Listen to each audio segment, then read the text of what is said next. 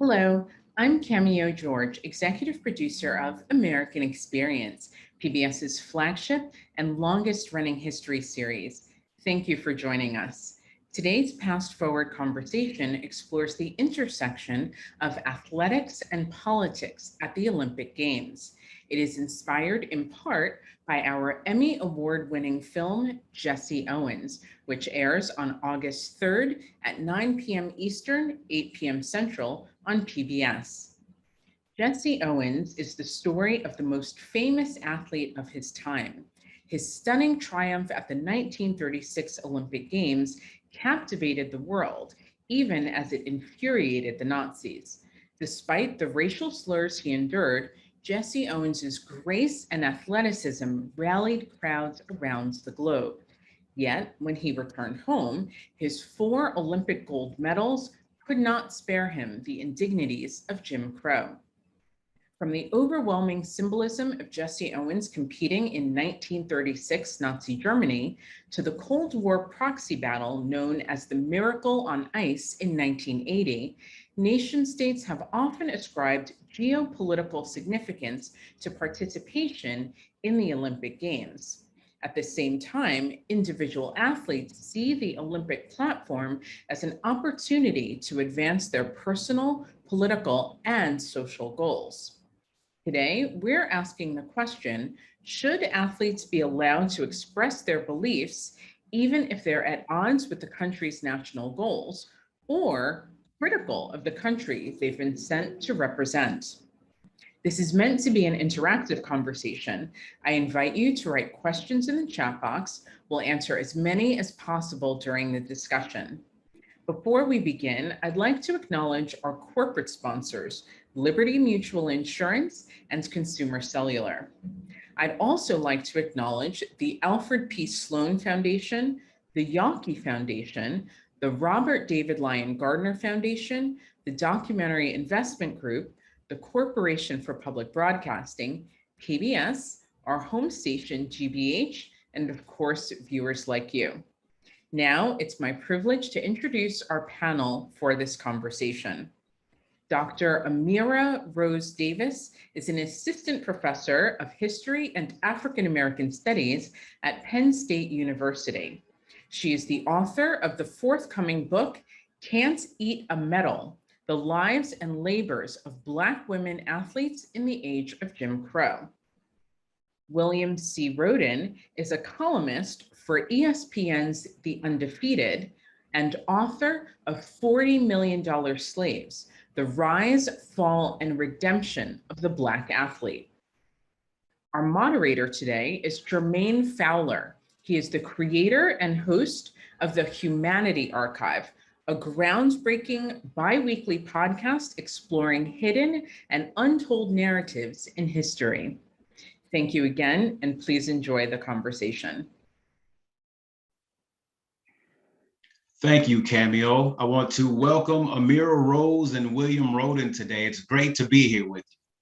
Now, today's Past Forward conversation begins with Jesse Owens, a 4-time gold medalist and Olympic champion, a 22-year-old son of a sharecropper who triumphed over adversity to be a world champion. And this is a story about the elusive, fleeting quality of fame and the way Americans idolize athletes when they suit our purpose and forget them when they don't. This is a story about how we expect U.S. athletes to act and how we allow them to advocate. So I want to start this off with a critical question, and that is, what does our society expect from their athletes generally? Can we see them as human as well as athletes? And how does that expectation differ between male, female, and trans athletes? Please join in with me and answer that question. Yeah, I mean, I think that question of what is demanded from athletes is a question that people have pondered for a while, but also very clearly is a narrative that we are still wrestling with now. I think that we have both historically and contemporarily expected athletes to perform, to gladiate themselves for entertainment. And it's one of the reasons why when athletes speak out, when they protest, when they cite mental health concerns, and when they insist on the fact that they are human above all else, it can feel destabilizing in a culture that is used to athletes simply entertaining, used to athletes, who looks like they will sacrifice limb and brain and all of that for the pursuit of winning, and oftentimes for the pursuit of other people's profits. And I think that that's one of the importances of the conversations that we're having today and the conversation that's happening elsewhere. Because when you ask those questions, how does that differ? Well, one of the ways that we see it differ, of course, is along racial lines.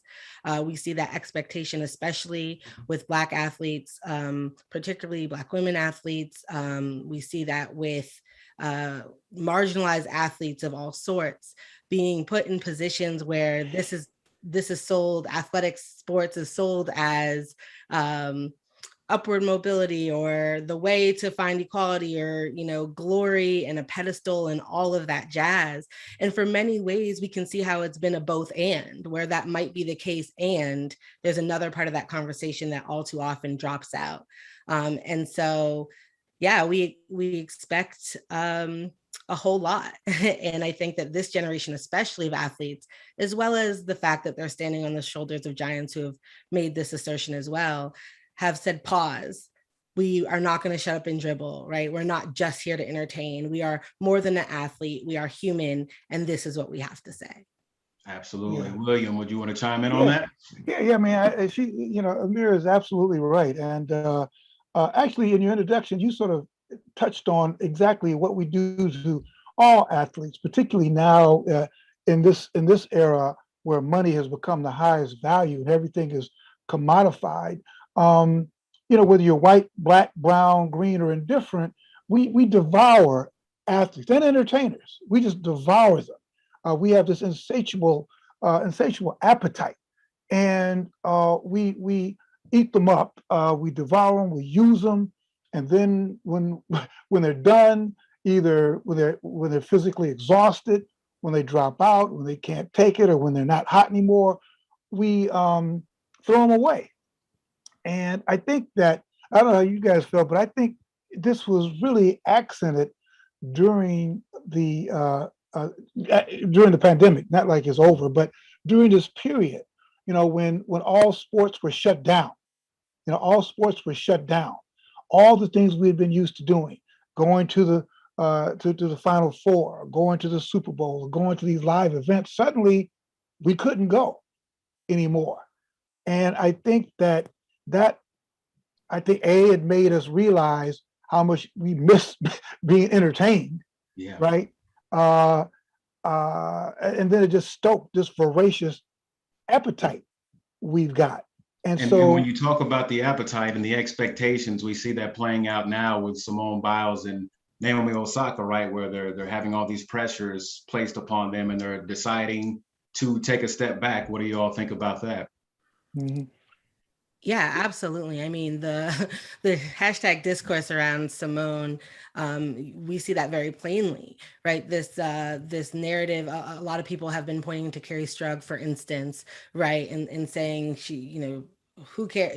This is what you do. You go out there and you push yourself through it. And I think there's two big things about that. One, like I said, athletes saying like, pause, like actually, like, why have we been so accepting or so conditioned to think that the pinnacle of sports, right? How many times have we looked at that clip to see it as like, this is the essence of sports? Why is the essence of sports that painful, right? Like, why is that moment so resonant? And I think the other thing is this idea that, oh, she's being selfish. She pulled herself out of that all around, when Simone and her teammates, right, are saying, actually, one of her concerns was about her own bodily injury, which is a whole thing that we can certainly talk about, but also knowing that in the condition that she was in, she would detract from the team. She didn't want to harm her team. She didn't want to hurt her team. And if her teammates understand that and they get it, who are these lay people to get all riled up on behalf of her supposed teammates? So I think that is absolutely one of the things that you see happening here. And the other thing about Strug that's important to note is that A, first of all, that wasn't as actually needed to win, but B, if you go back and look at that clip, she's carried off, right, by Larry Nassar. And if we can take that and say, this is actually the most harmful essence of our sports, with people who harm and abuse and what we want athletes to put themselves through, and how we underscore that as a marker of strength and mental fortitude and anything. And people like Simone are changing the conversation. And literally what she's saying today is actually, it's incredibly brave and strong to say, I am, as a person, right, needing to excuse myself, even if it's under the biggest stage with the biggest spotlight on me, and what precedent that sets for people on all levels to know when to say, hey, not today. Amir, you bring up some excellent points. William, what do you have to say about the Simone Biles situation and Naomi Osaka pulling out of the Olympics? Yeah, well, I mean, first of all, I think it's tremendous. But let's look at this. I think a lot of people are looking at this through the prism, when we talk about pressure, of, let's say, Jesse Owens. And I always think about that as we've been watching this clip of this film, this documentary of Jesse Owens. And I think about that too, pressure. I think about, Jack Johnson, Major Taylor, all these Black athletes. And you talk about pressure. I mean, what kind of pressure were they under? What kind of pressure was Jack Johnson under? When he was fighting for this in Sydney at the turn of the century, or the pressure of Major Taylor, or the pressure of Joe Louis. And I think that this whole idea, and in fact, Simone talked about it, about she felt that she was carrying the whole weight. So I think maybe we should talk about, I think a lot of people are looking at her withdrawing through an old prism. Jesse Owens and Joe Louis and Althea Gibson, Wilma Rudolph, they didn't really have the luxury, right? The luxury of because what kind of pressure were they under, right? Absolutely. But the luxury to say, listen, this is too much. I'm out of here, because again, they really literally were carrying the weight of the race on their shoulders. But to answer your question, though, I think that at this point, when you've got Naomi Osaka, who is at the top of her sport, Simone Biles at the top of her sport, they have the luxury and the power to say, you know what, I don't have to, fight through this. I don't have to do this, and I'm not. So I think it's, as you said, Amira, this is a new paradigm, and I think we're probably going to see more and more athletes, basically say the same thing. Say, listen, I need a break. It's not a physical injury. It's the emotion of all this. So I think that this is a very exciting time. I'm really happy for them both. And you brought up Jesse Owens, and I want to talk a minute about Jesse Owens' triumph. He won a record 4 gold medals at the 1936 Olympic Games, and he captivated the world. But he also infuriated the Nazis, who had set their sights on the games as a show of Aryan superiority. And there were warnings about what would happen, or what was happening in Germany ahead of the game. So I want to watch a short clip now that talks about the state of the world at this moment and the opportunity for Jesse Owens. There were voluminous warnings concerning Nazi philosophy, intentions, the character of Adolf Hitler and the people that he was surrounding himself with. Jesse Owens stated that if there are minorities in Germany who are being discriminated against, the United States should withdraw from the 1936 Olympics. It's the height of the Depression, and he's a Black man in a country in which he is afforded very few opportunities. For Jesse Owens, the 1936 Olympics are everything. Without those Olympics, who knows what's in store for Jesse Owens? This is his opportunity to become a hero, an enduring hero.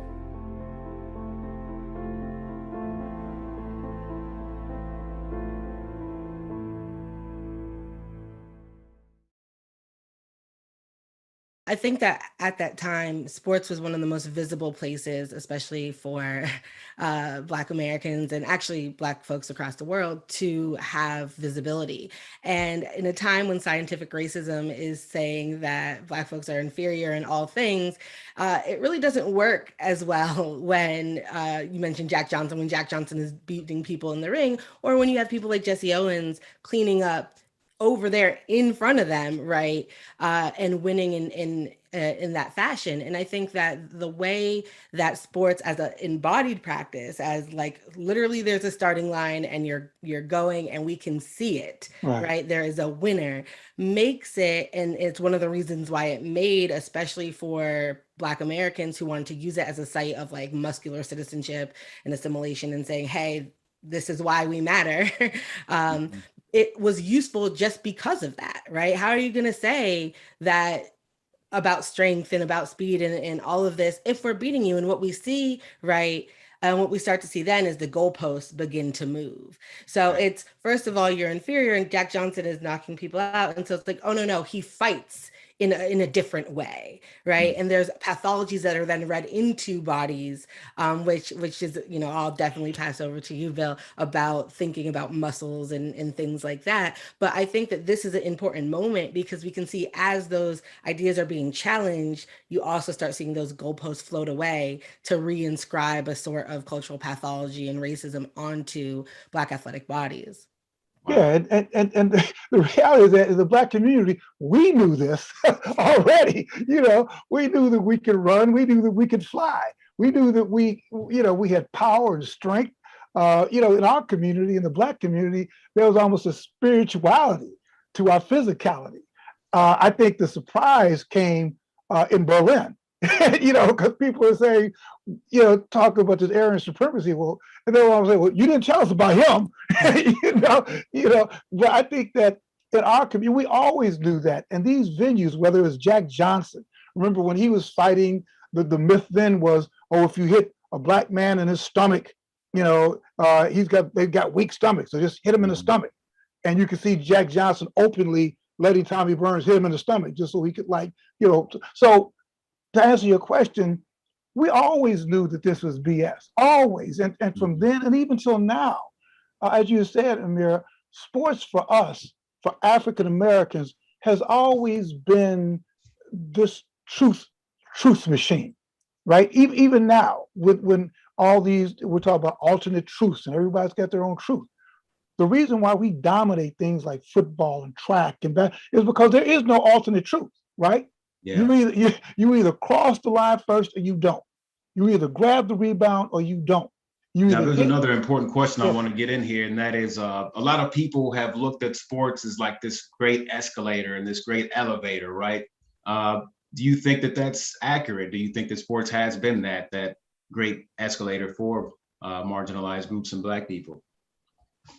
I think it's complicated, right? Because I think that the romance of that notion that sports is this great equalizer, it's like, I look at the long history of Black athletic achievement and I look at 2021, right? I look at health disparities, right? I look at COVID disparities. I look at incarceration. I look at that and it's like, equalizer where, right? I think absolutely on an individual level, it has been sold as a path of upward mobility, but to what effect, right? You talk about there's no ultimate truth. There's also hardly any alternate paths provided. What are the representations that have been laid out? How are people, we talk about tracking in academic classes, but there's a very real way that Black kids are tracked into entertainment careers by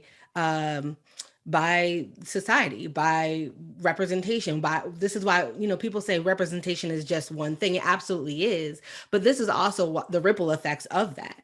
And I think that is one of the kind of both and conversations where absolutely on an individual level, we have seen it be something that is an elevator of sorts, right?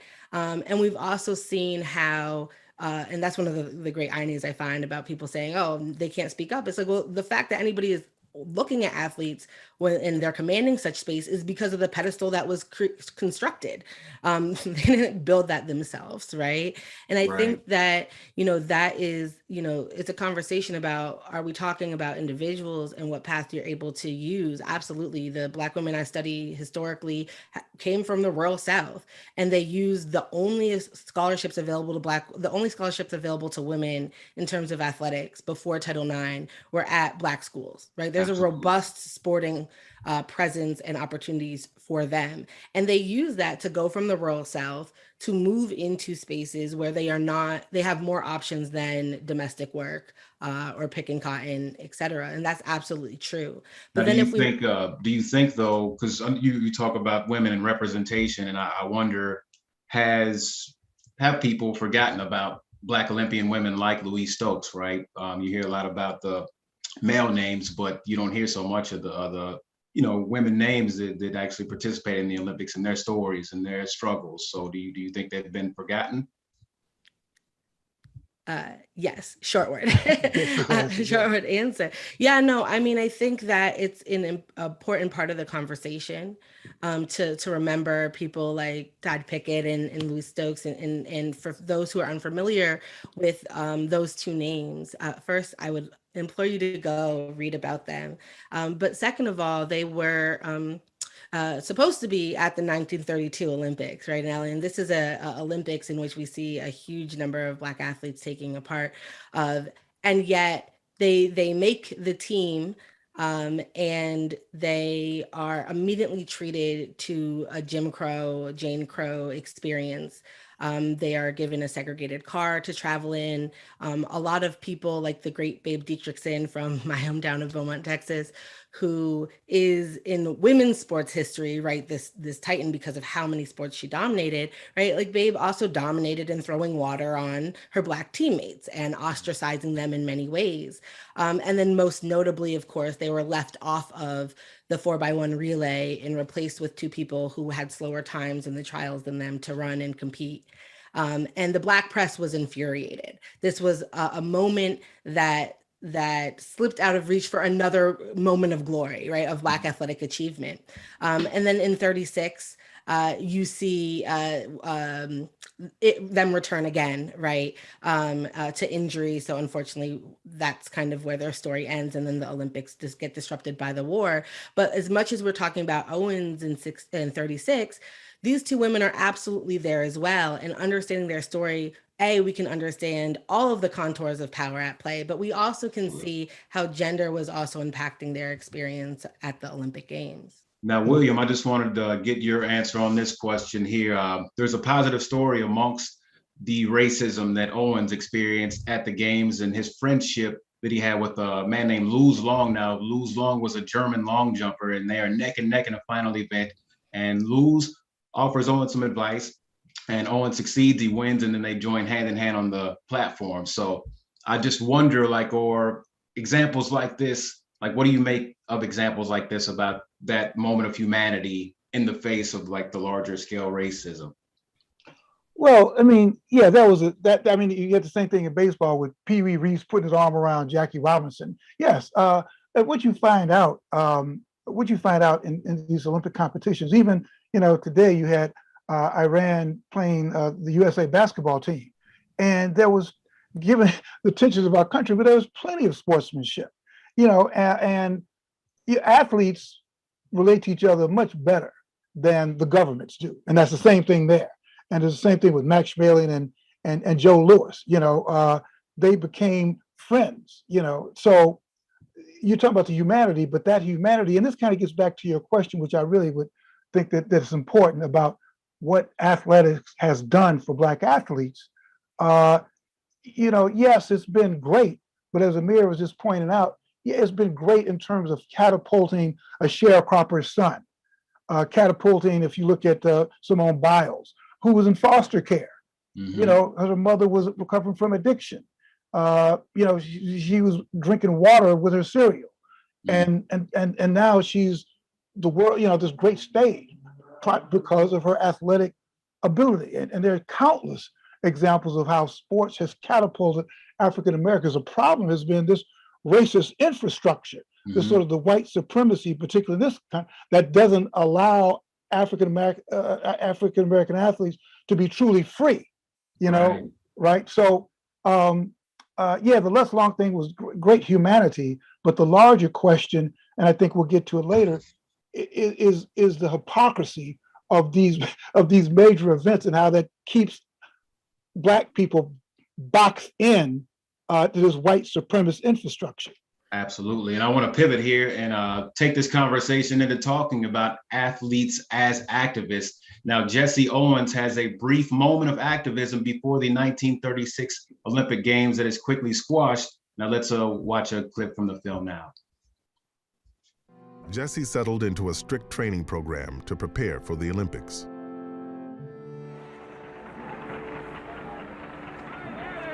But far from Ohio, events were unfolding that would soon thrust Owens to the center of a national controversy.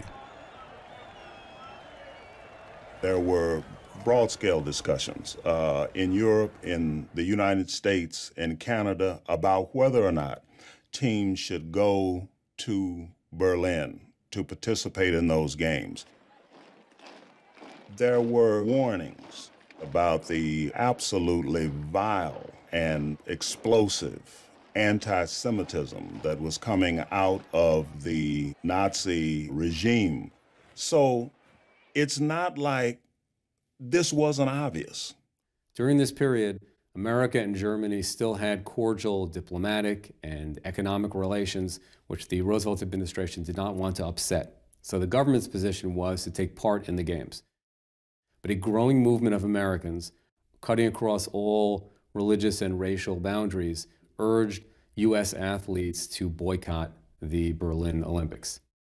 I am here this evening to join with my fellow New Yorkers in a great protest, not against the German people, but against the present German government.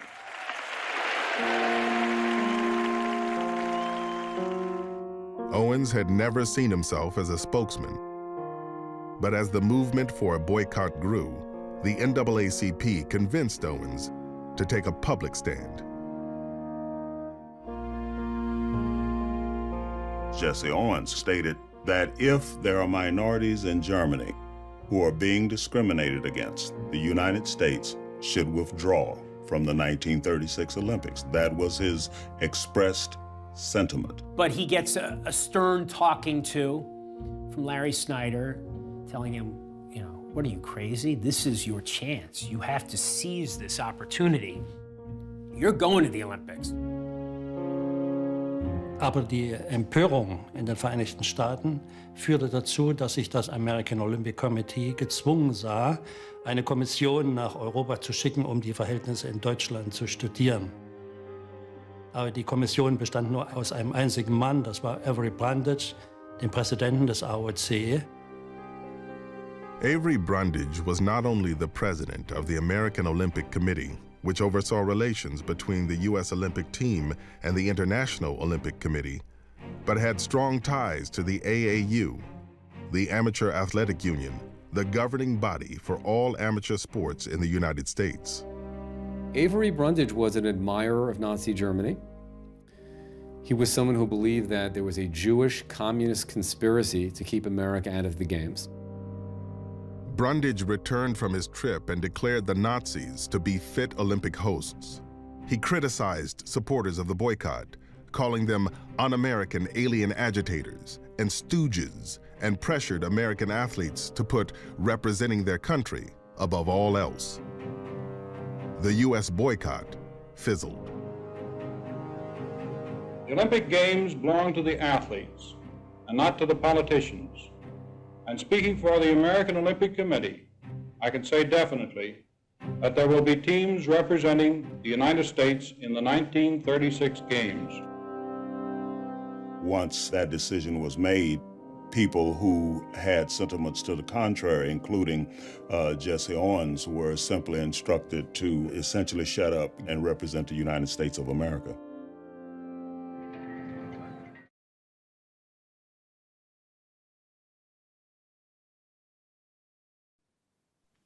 Now, as we just saw, Owens is basically told to shut up and compete in the games. And we see this theme of conditional support in the Olympic Games and other professional sporting events, especially when athletes choose to advocate for political or social issues. So my question for you is, should athletes be allowed to express their beliefs even if they are critical of their home nation?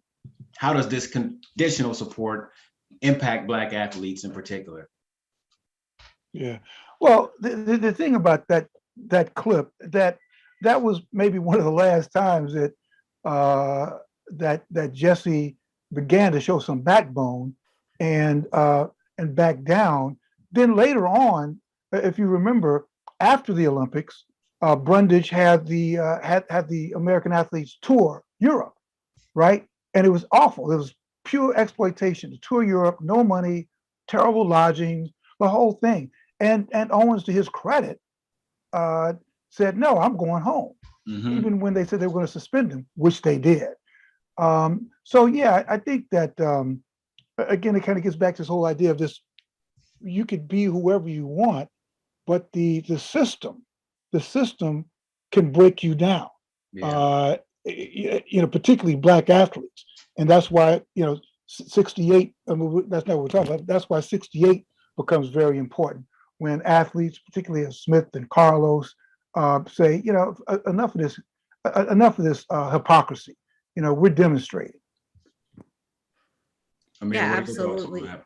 Yeah, I mean, I would say, should they, even if it is their own country, I would say, especially if it is their own country, right? Right.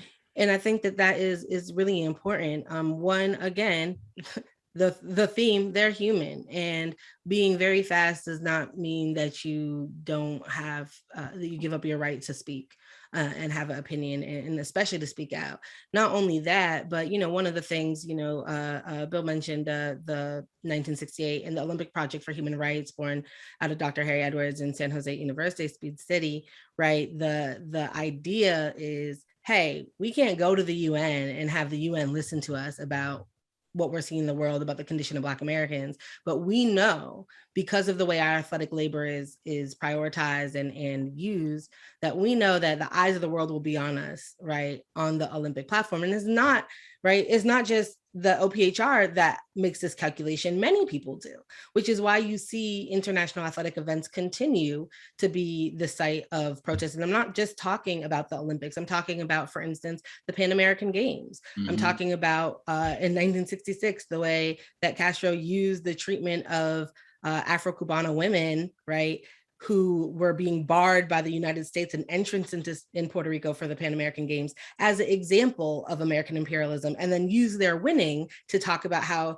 the Cuban spirit would always defeat that, right? I'm talking about Mexico City before the Games, where students of that nation knew, with it coming into town, that they had a platform like they never had before to talk to the government about issues that they were facing, which resulted in a massacre just before the Games that they had to clean up before the cameras turned on, right? And so these are the moments that the importance of sport globally, right?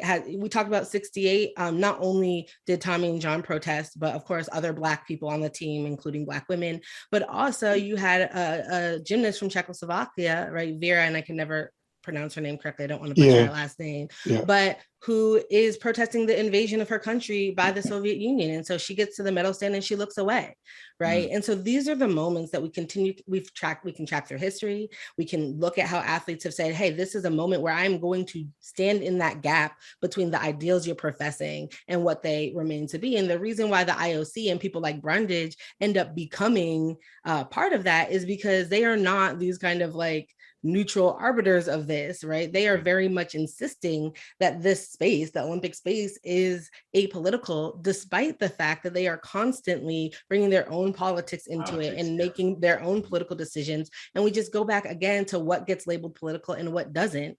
And so I think that when we're thinking about should they have the right to, yeah, absolutely. And I think even beyond that, one of the things that you're seeing the discussion continue to be is like, what other resources do they need to be able to continue to foster and have their voices heard and listened to? Right, and there's a long tradition of athletes using that platform to let their voices be heard, right? And the Olympic Committee recently relaxed rules around protests for athletes at the Tokyo Games, but some people say still too restrictive. What are your thoughts on that? Yeah, well, I'm sure they probably, you know, when you look at Naomi Osaka and Simone Bowles, what are they going to do to them?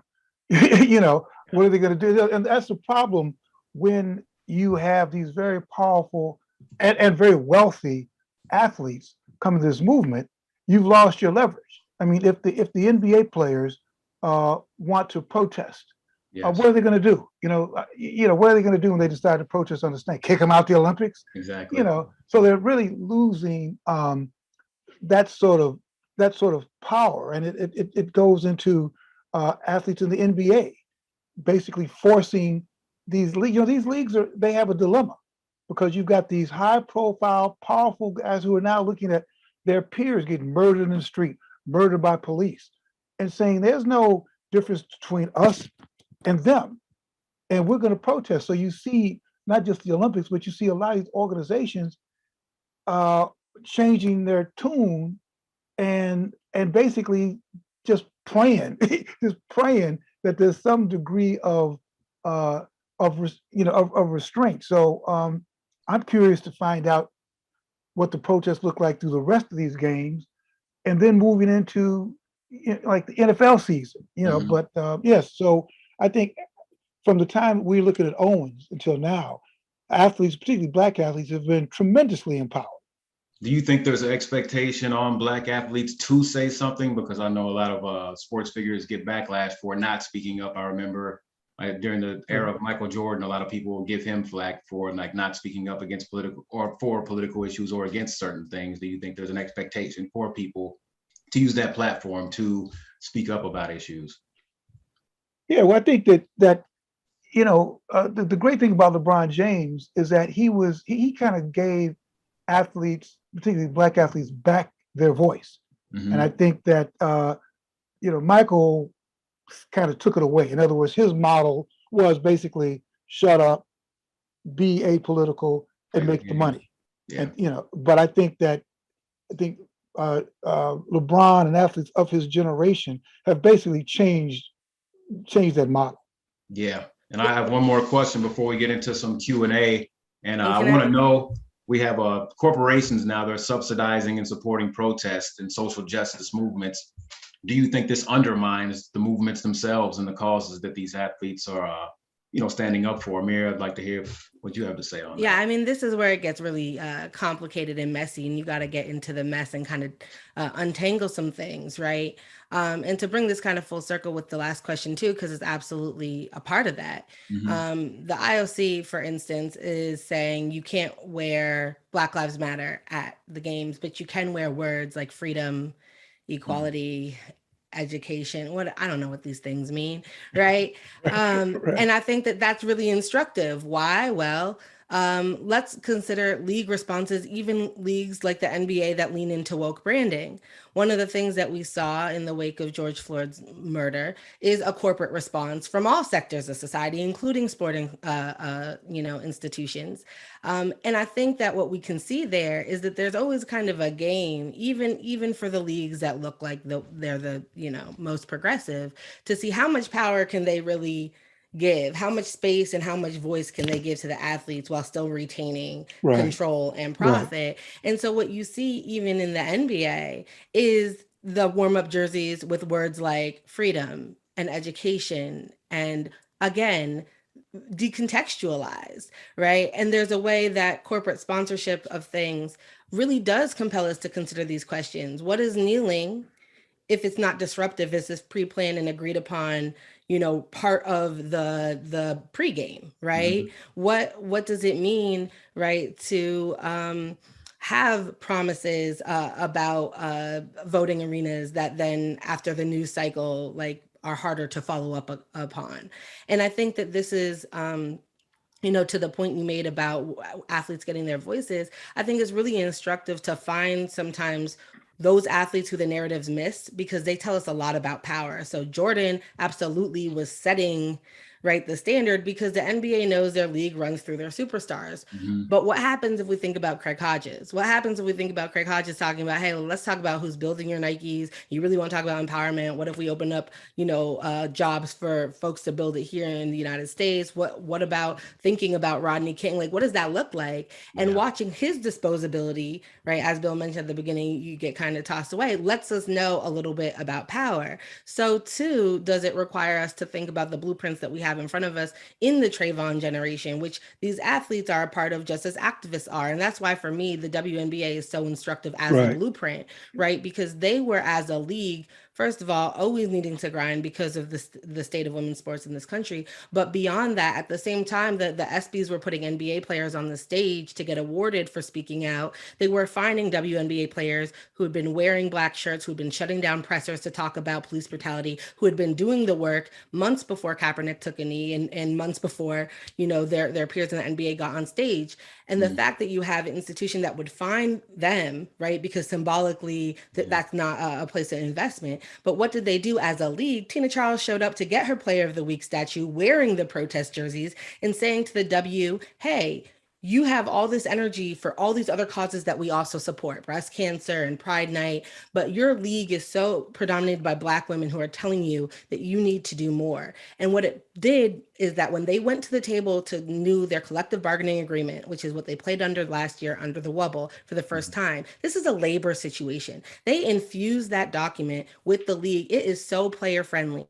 And then what did they do in the Wubble? Before they went in, they dedicated their season to Breonna Taylor, to say her name specifically, and to Black Lives Matter, but they said, we know what it means to be overlooked, right? And so we are going to specifically try to center the stories and voices of Black girls and women who also have experienced police brutality and state-sanctioned violence. And last thing, beyond that, and you're talking about the power of collective action, absolutely. And they also went beyond the Wubble. They got on Zoom with Kimberly Crenshaw. They talked to activists and organizers on the ground in Georgia. And sure did that pay off, because their influence on the Warnock campaign helped catapult it to a place that literally changed American history with that. And so when we talk about blueprints, that's what it is. I want to shift gears because I know some of our audience members who are excited to be able to get some of their questions answered from Facebook and YouTube Live. So I have a few right now, and I want to start off with a question from YT. And he says, I'm sorry, I'm not sure what the gender of this person is, so I apologize about that. But this person says, are there examples of athletes from countries other than the US making a stand during the Olympics against their national policies that either one of you know about? Yeah, certainly. Go ahead, Amir. Well, I mean, you the famous ones you just mentioned, Amir, Vera Kozlowski, I think, from Czechoslovakia, and it was amazing because we tend to think. I remember in '68 we were all going head over heels about Tommy Smith and Carlos, but here's this woman, the most celebrated gymnast at the Olympic Games in the world. I think that particular Olympics, she must have won like 6. And every time she got to the stand, like as you said, and they raised that Russian flag, she put her head down to protest, and just actually went through hell when she got back. There may have been other, but to me, that's she is the one that stands out because it gets back. It was more than just. It was truly about human rights. Yeah, certainly. I mean, I think there's a number of examples. I mentioned those, but also, especially as we move into the 70s, you see, this is still within the United States, but colonialism, you see Puerto Rican athletes using that as during the anthem playing to talk about American occupation. You see Olympic athletes, Ethiopian runner Faisa Lesia, who crossed his arms like this to talk about the treatment within Ethiopia of marginalized ethnic groups. And that was like a huge ripple effect and actually put his life in quite a lot of danger. You also saw just this past week, Costa Rican gymnast who choreographed a Black Lives Matter statement and tribute within her gymnastics routine and her floor routine. I think it's also really important to note that if we broaden it and we don't think about activism only through the prism of racial equality, also about thinking about gender equity and gender activism, then soccer, and I have to shout out Dr. Brenda Elsey, who's my co-host on Burn It All Down and the foremost expert on this, but like the revolution in Latin American soccer has pushed women's federations across the country to even link up with each other over the last few, across the nation, to link up with each other in the last few years to stage protests. So you have the Argentinian team going on strike, you have the Puerto Rican team and the Trinidad and Tobago team and the team from Jamaica, all borrowing and sharing tactics, where at the beginning of one match, for instance, both teams stopped to stage a protest about not getting paid. The Reggae Girls, the Jamaican national team, hasn't been paid, is very behind on payments. They staged a protest. We've seen that across Caribbean teams, Latin American teams. They've paired that up with pay equity that we see the U.S. women's national team fighting.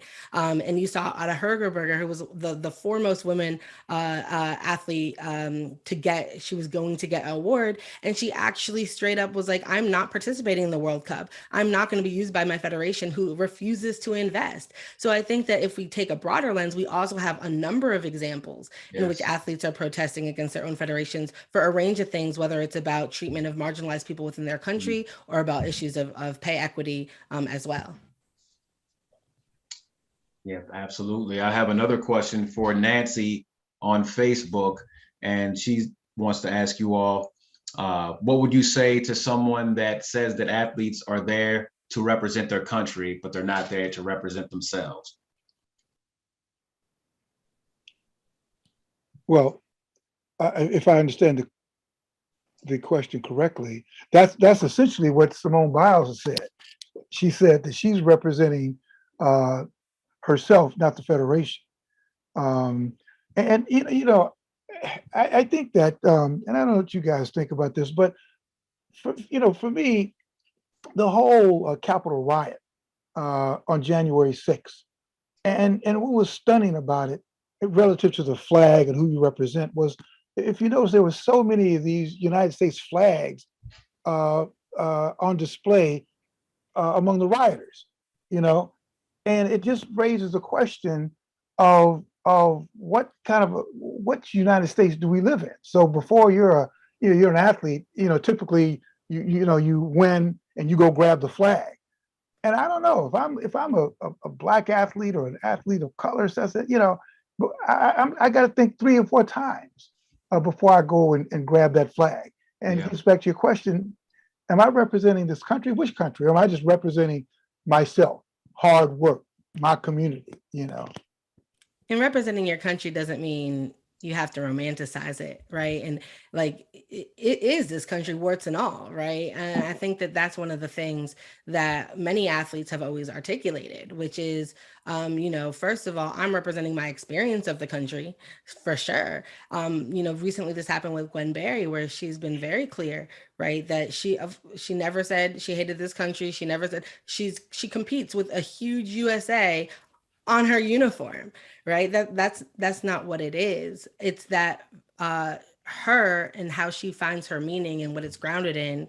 This is a girl from Ferguson, right? It's grounded in the meaning of community. It's grounded in her country through her eyes and the eyes of those around her. And it's grounded in the ability to say, hey, I am in a moment where I can try to make it be better, right?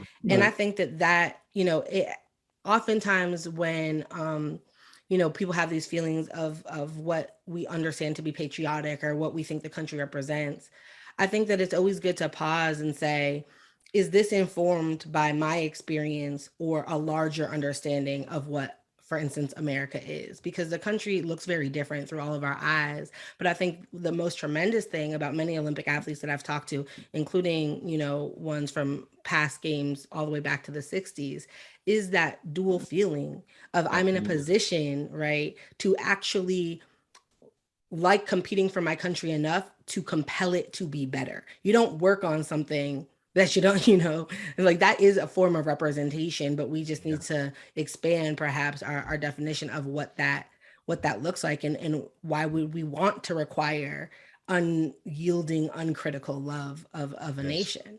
I want to try to get in a couple of more questions. I have another one from Yvonne on YouTube, and she says, do these same pressures and objectification of athletes, particularly Black athletes, apply across all sporting events? And when does it start in an athlete's career? Like, she wants to know, does it start in college or does it start even before college? Yeah, certainly. I mean, I'm happy to take that one. I think that sports, from sport to sport, there can be little differences for sure. The NBA, for instance, you know who people are because first of all, you can sit right next to them on the court, but be like football has helmets, right? There's literally, so there's little differences that I think change visibility, but don't necessarily change the burden. For instance, I just did a piece for Slate that I talked to 7 Black women Olympians across multiple sports. I'm talking from rugby sevens to track and field to volleyball. And I think that there's a really compelling discussion there because one of the things they talked about, the Black women in track and field, that it is one of the sites you see the most Black athletes, talked about the burdens there because of the heightened visibility of that sport and the expectation placed there. And the Black women who were in sports like swimming, volleyball, et cetera, talked about what it meant to be in a face of the sport when not only were you the face of the sport, but you were one of the only faces that looked like you in the sport. Yeah. And that's also a particular burden, particularly that Naomi and Simone are also laboring under, that they talk to. So I do think that it's really fruitful to thinking about it across sports and the way that changes the burden, but I think the weight is felt. Absolutely. William, I'm going to let you take this one from Erica. We might have time for one more. She's on Facebook and she says, what kind of toll does the pressure of the games take on an athlete's mental health? At what point should we all be taking a look at these pressures and saying, no, this isn't worth it? Yeah, I think that this is, I think Amir talked about this at the very beginning of this conversation. It's taken a tremendous toll, and I think it's always taken a tremendous toll, particularly on in this country Black athletes. The difference between like Jesse Owens and Joe Louis and Wilma Rudolph and Simone Biles is that they said time out. Time out. I'm not going to continue to push myself to a breaking point. To what end? Why? Where before it was, I think the old prism was that's what we love. Push yourself past the breaking point and break. And then, we just kind of roll you over and go to the next one. And so I think that this is really, the simple answer to your question is that, it's this business of sports and making it to be a professional athlete, to be an Olympian is just it's tremendously stressful. Yeah. And now athletes are just saying, hopefully they're just saying, we need a break. Yeah, agreed. Amir, do you have anything to say to that? Yeah, I think that this is right. The whole point of this conversation is that today's conversation can really help us think about Jesse Owens and think about these earlier barrier breakers in a new light. We talk about like what it requires, what is the cost? Right. So, it's conditional acceptance. What happens if you're no longer running? Like what happens when Jesse Owens returns and can't get a hamburger around the front of a building or has to resort to racing horses, right, for economic, stability? That is awful. Or people who were not quite as good as Jesse Owens, Mac Robinson, Jack Robinson's older brother, who's probably the better athlete in his family, came second to Owens in the Berlin Games by 0.2 something seconds, right? And he was a street sweeper, right? And like this is one of the things I think that sometimes get lost in these narratives when we only think of Jesse Owens or Jackie Robinson or Althea Gibson, Wilma Rudolph in these really positive lights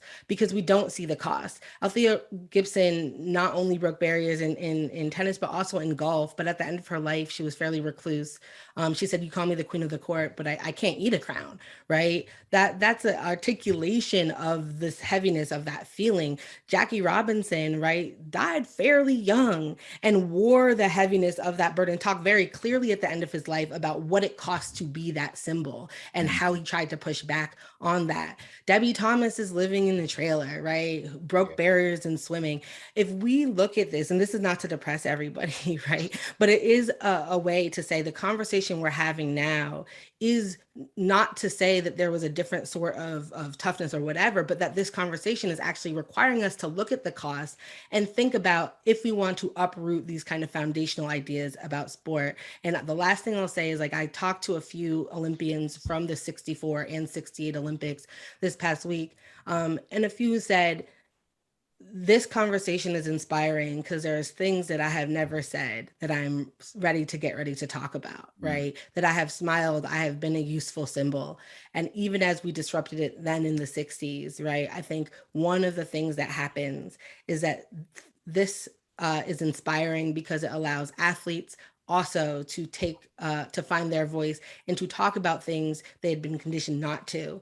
And I think that's part of the importance of this conversation on all sides, so we can collectively move through and perhaps have conversations of a different type moving forward. Absolutely, absolutely. And I do want to apologize for those people whose questions we did not get to. There were some great questions that came in.